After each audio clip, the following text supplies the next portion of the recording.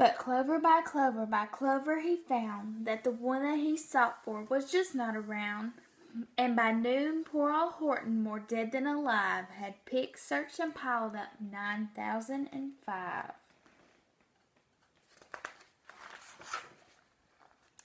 Then on through the afternoon, hour after hour, till he found them at last on the 3,000,000th flower. "My friends!" cried Horton.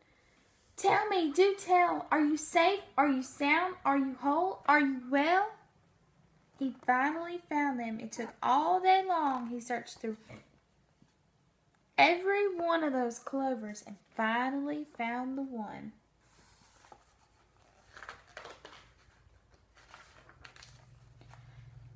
From down on that speck came the voice of the mayor. "We've really had our trouble, much more than our share. When that black-bottomed birdie let go and we dropped, we landed so hard that our clocks have all stopped. Our teapots are broken, our rocking chairs smashed, and our bicycle tires all blew up when we crashed. So Horton, please," pleaded the voice of the mayor's, "will you stick by us who's while we're making repairs?" "Of course," answered Horton. "Of course I will stick. I'll stick by you small folks through thin and through thick." Look at their town. Look how everything has changed since they dropped.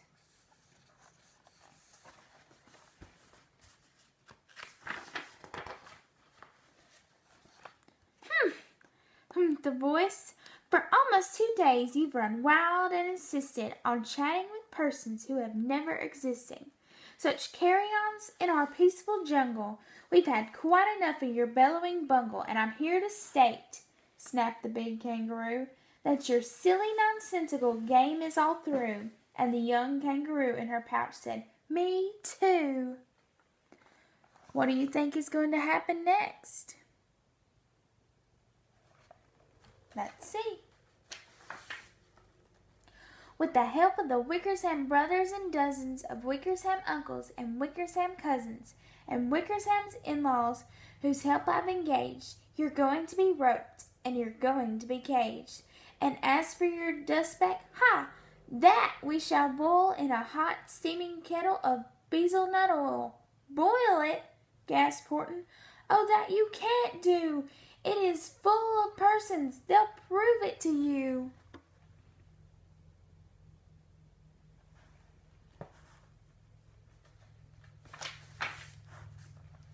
"Mr. Mayor, Mr. Mayor," Horton called. "Mr. Mayor, you've got to prove now that you are really there. So call a big meeting, get everyone out. Make every who holler, make every who shout, make every who scream. If you don't, every who is going to end up in bezelnut stew."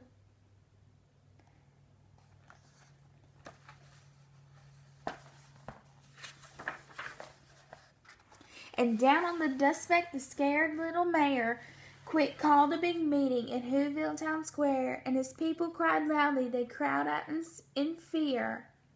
"We are here! We are here! We are here! We are here!" Now I want everyone in their very best Who voices to shout, "We are here! We are here! We are here! We are here!" Very good. Let's see if they heard them. Let's see if it worked.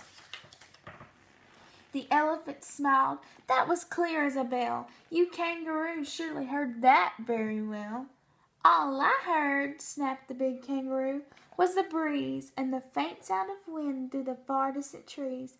I heard no small voices, and you didn't either." And the young kangaroo in her pouch said, "Me neither." It didn't work. They still couldn't hear him. Now what do you think they're going to do? "Grab him," they shouted, "and cage the big dope.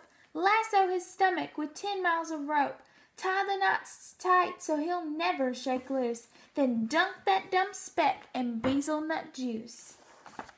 Horton fought back with great vigor and vim, But the Wickersham gang was too many for him. They beat him, they mauled him, they started to haul him into his cage. But he managed to call to the mayor, "Don't give up! I believe in you all. A person's a person, no matter how small, and you very small persons will not have to die if you make yourselves heard. So come on now and try." They've got to be very loud. Every who has to be shouting, or they won't be able to hear them. The mayor grabbed a tom-tom. He started to smack it, and all over Whoville they whooped up a racket. They rattled tin cans, they beat on brass pans, on garbage pail tops and old cranberry cans.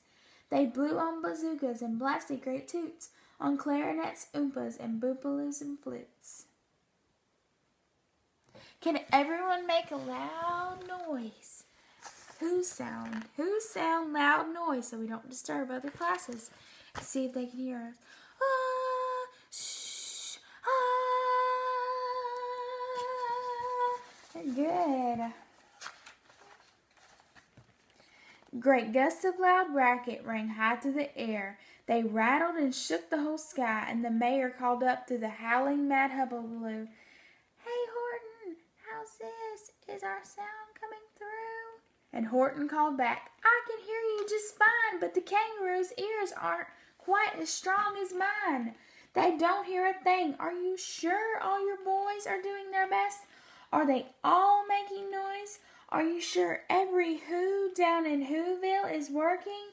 Quick, look through your town. Is anyone shirking?"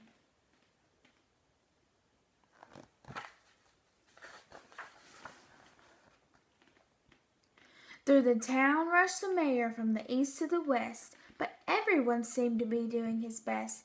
Everyone seemed to be yapping or yipping. Everyone seemed to be beeping or bipping. But it wasn't enough, all this ruckus and roar. He had to find someone to help him make more. He raced through each building. He searched floor to floor. And just as he felt he was getting nowhere and almost about to give up in despair, he suddenly burst through a door that mayor discovered one shirker quite hidden away in the Fairfax apartments, apartment 12J. A very small shirker named Jojo was standing, just standing, and bouncing a yo-yo, not making a sound, not a yip, not a chirp, and the mayor rushed inside and grabbed the young twerp.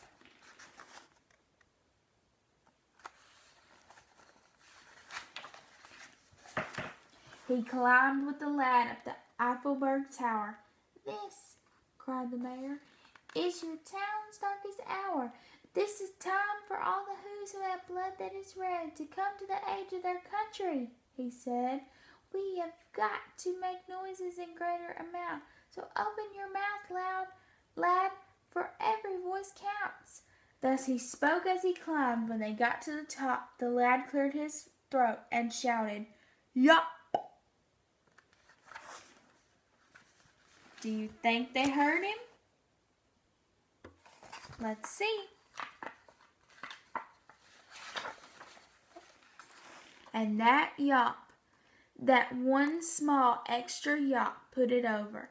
Finally, at last, from the speck on that clover, their voices were heard. They rang out clear and clean, and the elephant smiled. Do you see what I mean? They've proved they are persons, no matter how small, and their whole world was saved by the smallest of small. "How true! Yes, how true!" said the big kangaroo. "And from now on you know what I'm planning to do? From now on I'm going to protect them with you." And the young kangaroo in her pouch said,